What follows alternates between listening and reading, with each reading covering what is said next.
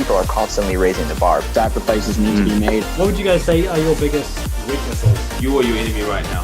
Is success a lie? Just a fucking podcast. Hey guys, welcome to the Student Side Hustle. This week I'm speaking to Rip or Ken Rones. This guy he's been doing music for a while. He's had a lot of setbacks, but Ken, I'd like to go through your story and how you got into this. How did this all start? So pretty much the way I got into it was I was chilling with my family. You know, we used to freestyle and cypher back in high school. Yeah. And I thought that was like real fun and I enjoyed it. And then the cypher just got bigger and bigger. So it started off with 3 of us. Then it was like 100 of us. Yeah. You know, eventually then it was to the point where the school was like, you know, you guys have to stop because, you know, we were, you know, they were saying that we were gathering too big. We was a few hundred people deep. So what we started doing was we started making recordings with groups of people. And, you know, I sat on all these music. I had hundreds and hundreds of songs. Yeah. So I did a few shows with a big name artist, and, you know, my performance wasn't really where it was supposed to be at. So I came up with the plan to actually sell CDs. Yeah. So I made my first mixtape back in 2009. Yeah. And, you know, a lot of people were really trying to do music with me until I sold like my first 5,000 CDs. Yeah. And then when I sold 5,000 CDs, all of a sudden people started messing with my music. Yeah.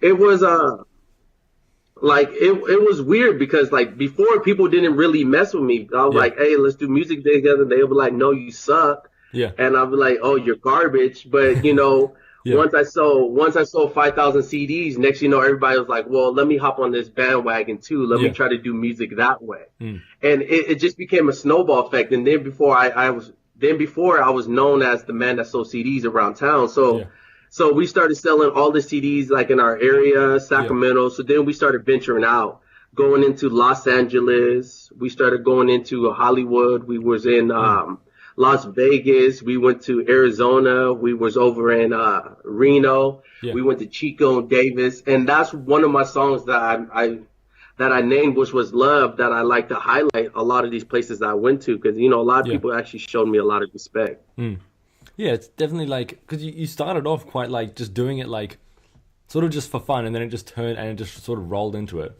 And then what progressed after that?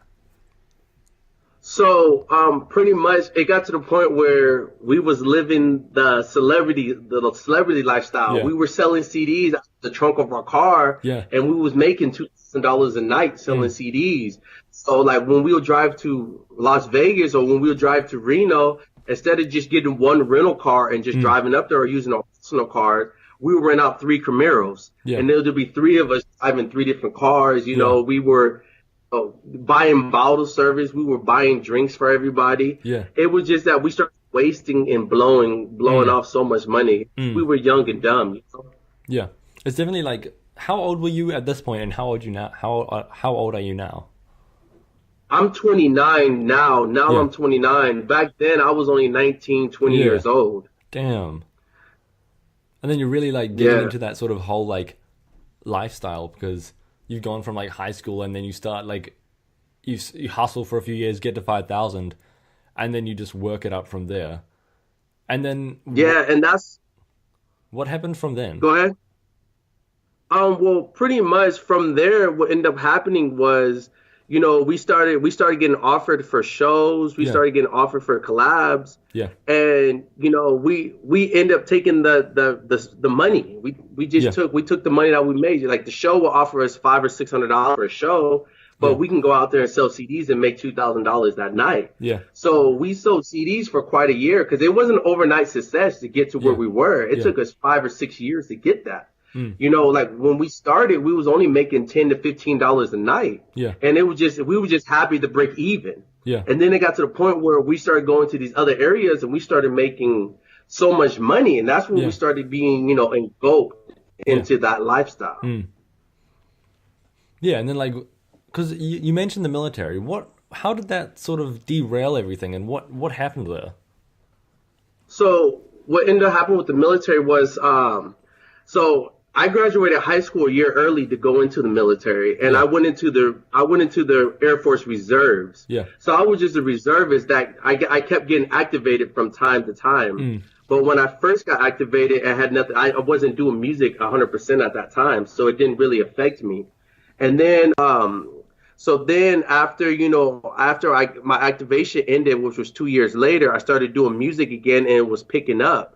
So once it started picking up, my unit, because my unit is a rescue unit, so we did what Black Hawk was, so what Black Hawk Down was, So what ended up happening was my unit was like, hey, we need to deploy to Afghanistan, we need deployments to Djibouti, and we don't have enough people, so we're going to have to activate you. Yeah. So I had to put my military career on hold. I mean, my music career on hold. Yeah. Just so I can get activated, and I was activated for 18 months, but I had medical complications, so they wouldn't send me out. Yeah. And then, like, because that is a fucking long time when it comes to, like, a career like music, where it's such a, like, you're either doing it 24/7 or it's, like, I don't know much about music, but it feels like the kind of thing where you've got to be doing it 24/7 to stay at the top. Yeah, it's a never-ending battle. It's always, like... that's why they always tell you need a team of people, and that's where we messed up at. We didn't have the proper team. Like, we had the street team, but we didn't have the digital side. So, like, everybody we met on the streets, we met them, we shook hands, we sold our CDs, and then we walked away. Yeah. But we should have been getting their contacts and start building our email list and start building up our fan base that way, too. Yeah, because I guess, like, back then, was this 2009? Yeah, this was 2009. Yeah, back then, it's like... social media was still like pretty small. It's like I don't even know if Facebook was around then, and like obviously nowadays everyone is on social media. Everyone is, like everyone's getting email lists, everyone's making them follow them on Facebook, like everything like that. But back then, did it really like occur to you guys? It kind of did. It kind of did, but it kind of didn't, because it was like we knew about social media, but the amount of work that it required for us to do wasn't really, it wasn't the same as if us going out and meeting people personally, So like, I feel like we had to do more work for social media versus just going out and meeting people and, getting the face to face and getting the people to see you and hear your voice. Now, what about nowadays, after the military, what happened after that, and sort of how has that affected you today?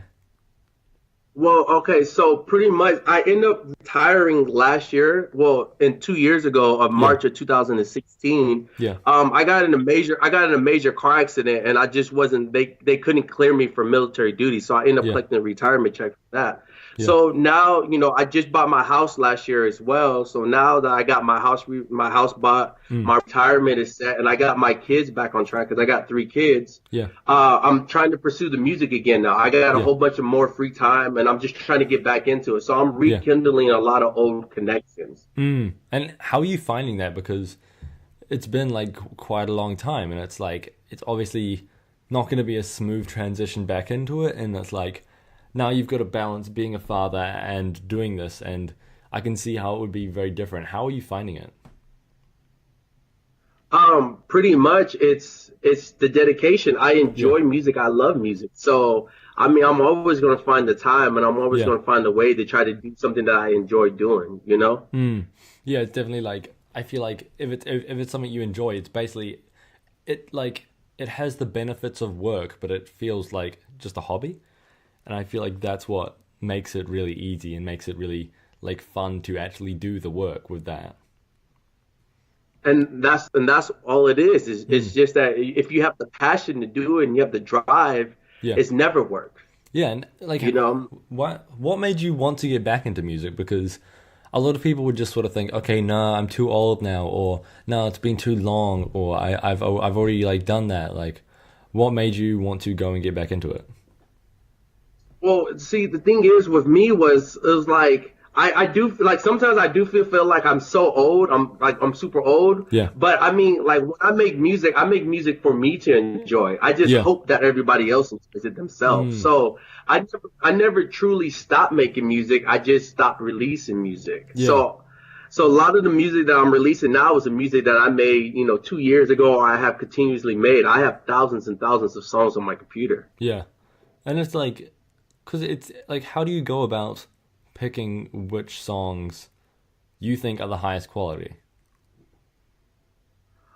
Like pretty much it's just like whatever people say. Like I got the group of people. I got a group that I do music with. So you know, some of the people that we got, like the younger members, they're still doing music tough. And I gauge their their reactions and their opinions. Yeah. You know, if they go, oh, this is a cool track, then I'm like, okay, I'm gonna release this track because eventually I'm trying to release everything all at once. Yeah, because it's like I guess you can't just like release 1,000 songs in one day because it's like there'd be so much just being thrown out there, and I guess it's also very hard, I guess, to upload that many songs in one day. But I feel like if you upload one, you can really focus on that song and give it some good promotion. How are you finding actually like incorporating things like social media?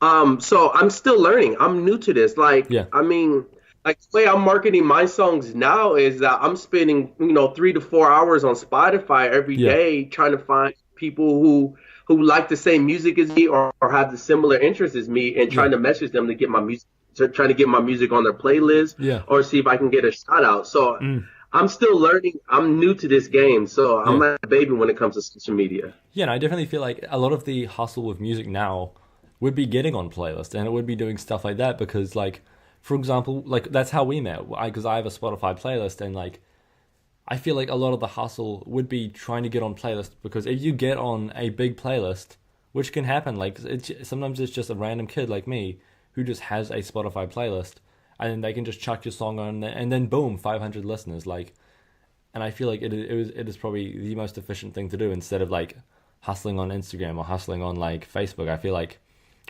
how are you finding the impact of reaching out to these people?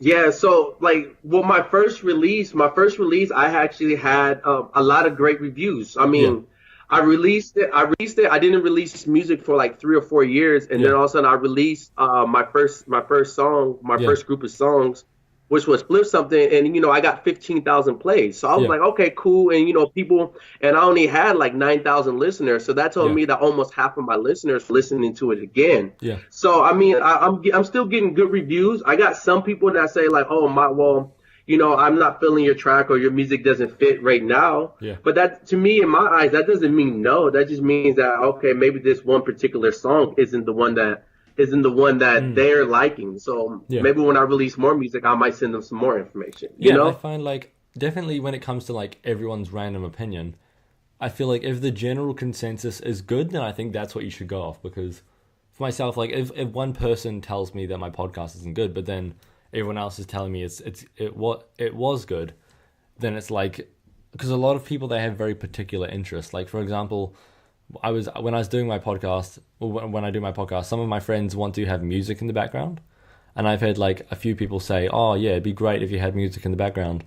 But from someone who, like, I know my podcasts, and I know podcasts, and I listen to a ton of podcasts, and from what everyone else has said, no one wants music except a small minority, and that's when it like I sort of just take their feedback and I say, yeah, I consider it, but it's like at the end of the day, what's right for your work. And that's the thing, like, and that's the way I see it. It's like at the end of the day, you're creating this for you. It's a bonus that everybody else gets to listen to it. Yeah. And it's like, I feel like even if no one ended up listening to it, I'd still be glad that I did it. And that's how I feel with my music all the time. I just like, if nobody on this earth was to listen to my music, I would still make music just because I enjoy making.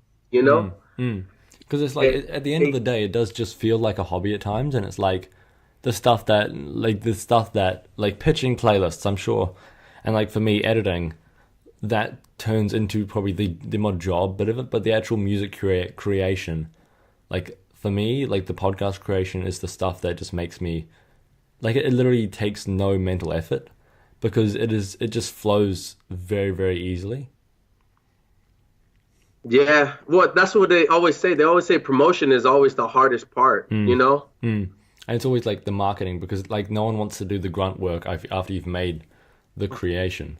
But like, what about when it comes to your creative process? How do you go about creating a song? Because for me, I have no clue how to create a song. I've never made music in my life. So it's like, for me, it's just absolutely clueless. And if someone was going to get into this, how would they go about creating their first song?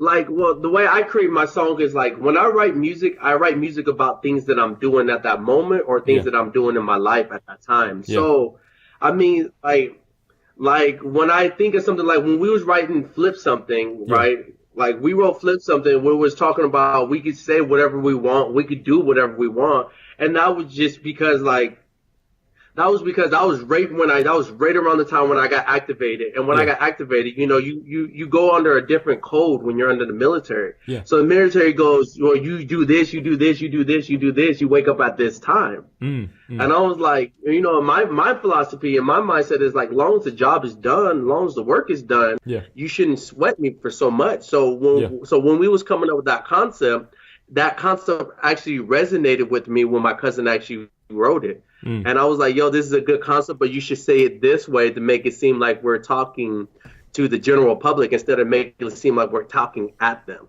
You know, and that's normally that's how I like pick out my concept, and then however I deliver it and how I write it, I leave that to the beat. The beat tells me how to deliver it, how to write it. I just have to pick the concept. Yeah. So do you like pick the theme or the topic that you're going to sort of talk about and touch on, and then you go into actually how it's going to be delivered? And does that use the beat to figure out I guess the rhythm or however that works? Yeah, so what I would do is, say I find a beat that I like, that I absolutely enjoy, I'll listen to it for a few days. And, you know, and I'll run by so many concepts that I'm doing in my head. You know, versus, you know, some people say I write in my head, but it's just me running a whole bunch of concepts. And once I pick the concept that I like, right, the beat would tell me how to deliver it. So the beat would tell me, okay, maybe I should pause on the way I say this, or maybe I should drag it out, or maybe I should go fast or slow. The beat tells me that. It's all in the beat. And like, I love how like it's a very personal thing, and like at the end of the day, because once I was listening to something on the radio, this was when I was like 6, and it was a story about how this artist, you know, Jason Derulo, like he was like a pop artist, and he was basically I like Jason Derulo. Yeah, he was like, there was a story about how he was listening to his own songs, and they were like sort of being weird about it. But the thing is, like, for me, when I listen to my own podcasts, I can listen to them and still enjoy them because, like, I'm creating content that I would want. And do you find for yourself, like, can you listen to your music and just jam to it? I do it all the time. Yeah. I listen to my music so much that my lady tells me I need to turn my music off because I listen to it all the time. Well, like, I feel like if you can't listen to your music and enjoy your music, then it's probably not good. But it's like, I think it's probably a good sign that you can enjoy your music and just jam to it, even if you listen to it 1,000 times. Because it's like, if I couldn't stand listening to my own podcasts, then I think it's saying something. You know, and I mean, sometimes I have those. Like, sometimes I'll make a song. Like, I have probably 1,000 incomplete songs on my computer and stuff. And it's because, you know, I'll make it come up the concept, and I just really can't stand that concept. So I'm like, you know what? I'm just going to leave it alone. And do you like leave it there and ever come back to it? Sometimes, like, Flip Something, like I just released Flip Something last year, and I did that song 4 years ago. So I mean, I did that song 4 years ago, and I let one of our new artists on our group listen to it, and he was like, "Yo, everybody loves this song. They're going crazy. Put me on it." So I mean, there's a lot of times that I will go back. Like, a lot of the songs I'm releasing is some of the songs that I'm going back that are a few years old. That I'm just remixing, and then just re-releasing. Yeah, because it's like, for me, sometimes I've gone back through my podcast archives and sort of made a mashup. Like, for example, I had a bunch of photographers on, and then I've sort of made a mashup of their 3 episodes and sort of stuck with a consistent theme throughout because I've asked generally similar questions. And I guess that's the only way I can really sort of relate to that. But I'd like to touch on one last thing before we finish this off. What advice would you have for someone looking to get into music? My advice that I will give somebody that's doing music is to actually focusing on building your team. You know, find somebody that's good at taking pictures. Find somebody that's good at recording. Find somebody that's good at making beats. because you can't do everything yourself because there's not enough time in the day to do all that stuff yourself. Yeah. It's the team is the biggest thing, and also once you create your product, once you made your product and you made your album, now it's time to actually do all the hard work. The album is the easy part. The hard work is the promotion and the marketing and the grinding. Yeah, I feel like that is the bit where no one wants to do it, but like they'll all be glad they've done it. So where can people find you on social media and on Spotify, SoundCloud, etc.? So pretty much, I truly have a SoundCloud, but I really don't use SoundCloud too much. Just for the simple fact is I'm trying to make a big push on my Spotify, but you can find me on Spotify by typing in RIPZ916. Yeah. And you can find all the work that I've done under that. Yeah. You can find me on Facebook by typing in RIP. And if you type in RIP, you should see me on Facebook. Or you could be at Instagram at RIPZ916. Pretty much I'm branded around RIPZ916. So if you type in RIPZ916 in Google, you'll be able to find anything that I do. Thank you guys so much for listening to this episode of the Student Side Hustle. I would appreciate so much if you would leave a review if you'd like to hear more of what I'm saying. Then I would love if you would follow me on Instagram or check out my other social media, all linked in the show notes. And again, I would just like to say thank you so much for listening. Have a wonderful evening and study hard.